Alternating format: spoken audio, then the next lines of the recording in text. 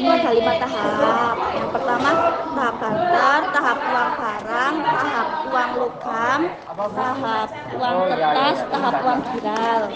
Nah, terus tahap barter itu tukar menukar barang dengan barang untuk memudahkan transaksi ekonomi masyarakat, menukar barang dengan barang yang disebut barter. Terus kelemahan barter, sulit untuk menemukan dua orang yang mempunyai kehendak yang selaras. Barang sulit untuk dipecah menjadi satuan kecil untuk membagi nilai yang sesuai. Terus ketersediaan barang terbatas. Yang kedua, uang barang. Kelemahan uang barang, sulit disimpan dan dibawa, tidak tahan lama, tidak dapat dibagi menjadi satuan kecil. Apabila pecah, nilai akan turun, tidak memiliki nilai tetap. Kelebihan uang barang memiliki nilai intrinsik untuk memfasilitasi pertukaran. Yang ketiga, uang logam. Uang logam itu berbentuk bulat itu toh? Ya wis. Kelemahan uang logam mudah hilang, jumlah cadangan emas dan perak tidak sama, sulit dipindah dan disimpan dalam jumlah yang besar. Syarat-syarat yang bernilai tinggi dan bersifat tahan lama. Misal emas, perak, perunggu, tembaga, aluminium. Terus uang kertas. Uang kertas dapat diterima oleh masyarakat. Kalau uang kain toh, kelebihannya uang kertas dapat disimpan tanpa melibatkan pihak ketiga. Sederhananya, uang kertas dapat digunakan saat listrik padam atau saat kamu kehilangan kartu debit. Terus kelebihannya mudah melayang atau hilang karena bentuknya tipis, mudah robek, kusut dan rusak. Dapat dipalsukan, mudah terbakar. Terus yang terakhir, uang giral. Uang giral ini bentuknya praktis, mudah dan aman, memudahkan pembayaran dalam jumlah besar dan mudah dilakukan saat perindustrian. Contohnya giro, cek, wesel, pos. Dihapus. Wis. Pengertian uang adalah alat untuk mempermudah pertukaran dalam atau transaksi yang dapat diterima dalam bentuk penelitian barang atau jasa serta pembayaran hutang. Syarat uang.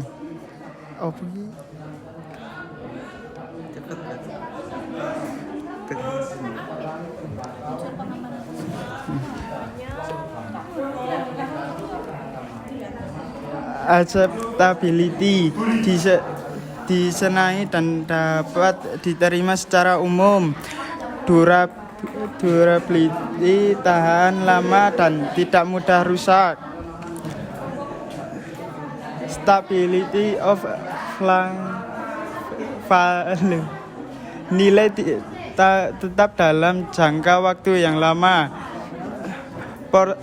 Portability, mudah disimpan dan dipindahkan atau dibawa kemana-mana tanpa kesulitan. Divisibility, mudah dibagi tanpa mengurangi nilai. Uniformity, memiliki satu kualitas saja. Scarcity, jumlahnya terbatas dan tidak mudah dipalsukan. Fungsi uang ada 2. Fungsi asli. 1. Uang sebagai alat tukar, medium of exchange.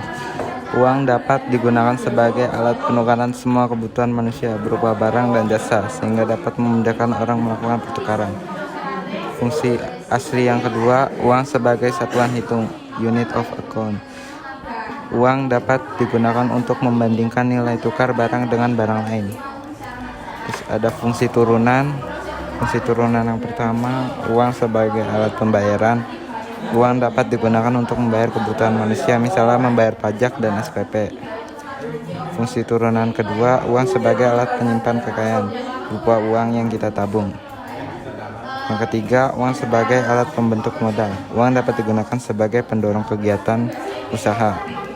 Yang keempat, uang sebagai pemindah kekayaan. Dengan uang, harta yang dimiliki di suatu daerah dapat dipindahkan ke daerah lain dengan lebih mudah. Yang kelima, uang sebagai alat penunjuk harga. Uang dapat digunakan sebagai penunjuk harga barang di pasar.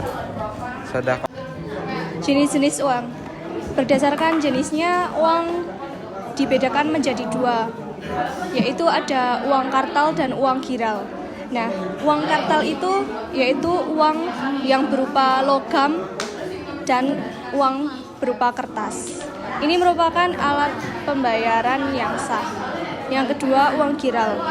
Uang giral ini berupa cek giro atau telegraphic transfer, serta bentuk tersebut merupakan saldo rekening. Berdasarkan nilainya dibagi menjadi dua, yaitu yang pertama ada full body money bernilai penuh. Uang yang nilai intrinsiknya sama dengan nilai nominalnya.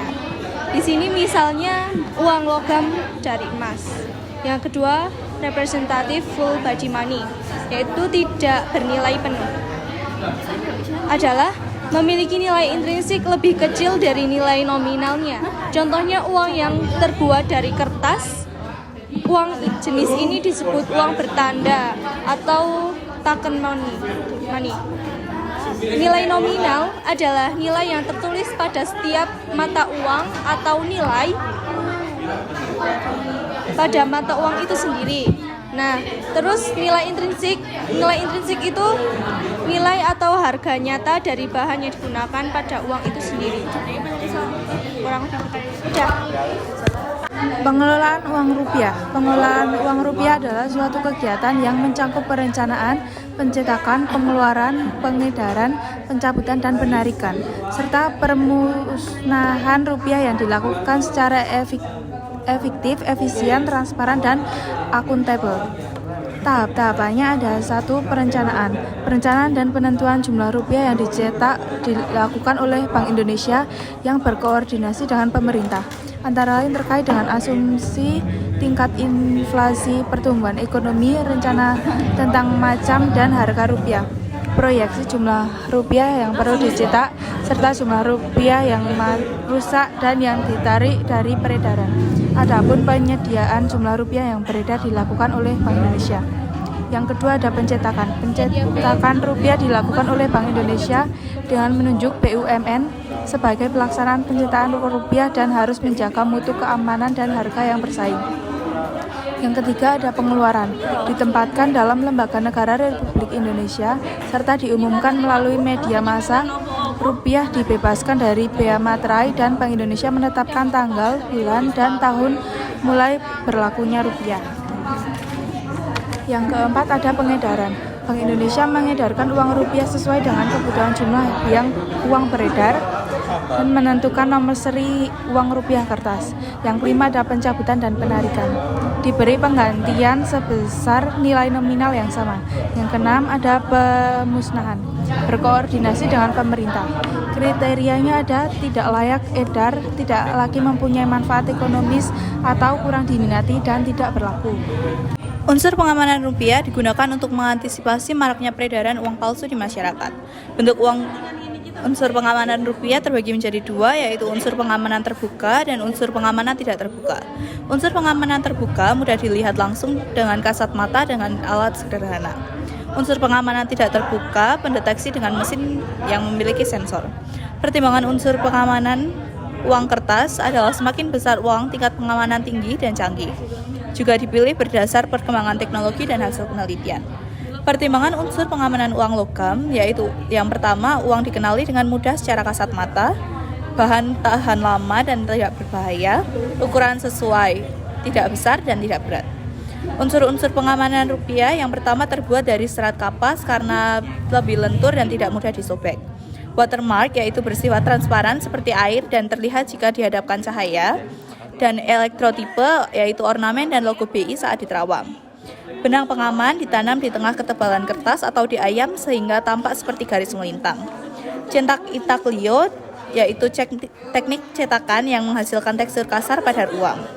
Gambar saling isi, yaitu teknik cetak khusus membuat gambar di posisi sama dan saling membelakangi. Apabila tidak diterawang seperti ornamen tidak terbetot. Apabila diterawang seperti ornamen beraturan dan tidak diterawang seperti ornamen tidak beraturan. Tinta berubah warna, yaitu hasil cetak mengkilap atau glittering. Berubah-ubah warna bila dilihat dari sudut pandang yang berbeda. Tulisan mikro, yaitu sangat kecil sehingga butuh kaca pembesar. Hasil cetakan tidak kasat mata yang akan memedar di bawah sinar ultraviolet. Gambar tersembunyi pada bagian depan tulisan BI dalam bingkai persegi panjang yang dapat dilihat dari sudut pandang tertentu. Keamanan ultraviolet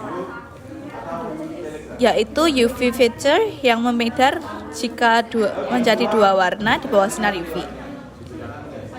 Yang terakhir ada blind code atau kode tunanetra berupa pasangan garis di sisi kanan dan kiri uang yang akan terasa kasar bila diraba.